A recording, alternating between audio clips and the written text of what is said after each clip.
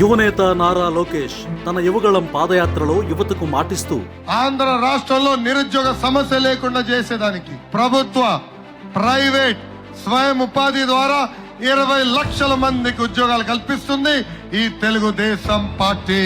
ఇన్ని ఉద్యోగాలు ఇవ్వాలంటే ఎన్ని పరిశ్రమలు రావాలి? అందుకే అధికారంలోకి వచ్చిన తక్షణమే పెట్టుబడులు ఉపాధి కల్పన సబ్ కమిటీ చైర్మన్ గా బాధ్యత తీసుకొని ముఖ్యమంత్రి చంద్రబాబు గారితో కలిసి పెట్టుబడుల వేటను మొదలుపెట్టారు.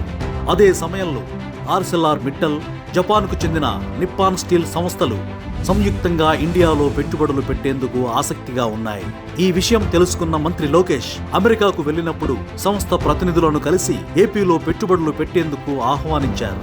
ఆ తర్వాత నవంబర్ మొదటి వారంలో Aditya and I agreed about Andhra Pradesh on one Zoom call. I knew Adit for a long time, so I reached out to him. He said, "Okay, let's do a Zoom call." He had 3 specific asks. 2 of them had to do with the government of Andhra Pradesh, one with government of India. So our call was at 6:30 in the evening, and I said, normally I meet the Honorable CM in the morning at about 9:30. I said, I'll talk to him. I'll give you an update. 10:30, I said, all 3 are done. ఆ ఒకే ఒక్క Zoom call తో AP పారిశ్రామిక ముఖ చిత్రాన్ని మార్చేసే డీల్ను పట్టేశారు. అనకాపల్లి జిల్లాలో 1,50,000 కోట్లతో integrated steel plant ఏర్పాటు చేసేలా ఒప్పించారు.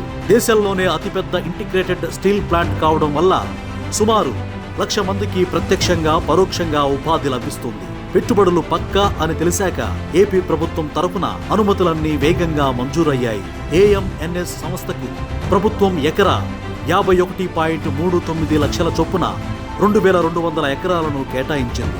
17.8 మిలియన్ టన్నుల కెపాసిటీతో ఏర్పాటయ్యే ఈ స్టీల్ ప్లాంట్ తొలి దశలో 7.3 మిలియన్ టన్నుల కెపాసిటీతో జేవీ నక్కపల్లి సమీపంలో 70,000 కోట్ల పెట్టుబడులతో ప్లాంట్ నెలకొల్పుతోంది.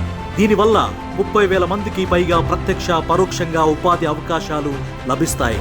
2026 మార్చి 23న భూమి పూజ చేసుకుంటున్న ఈ ప్లాంట్ నిర్మాణాన్ని 2029 నాటికి పూర్తి చేయాలని లక్ష్యంగా పెట్టుకున్నారు. అనకాపల్లికి ఆర్సెల్ఆర్ మిట్టల్, నిప్పాన్ స్టీల్ రావడంతో మరిన్ని పరిశ్రమలు ఈ జిల్లాకు క్యూ కడుతున్నాయి.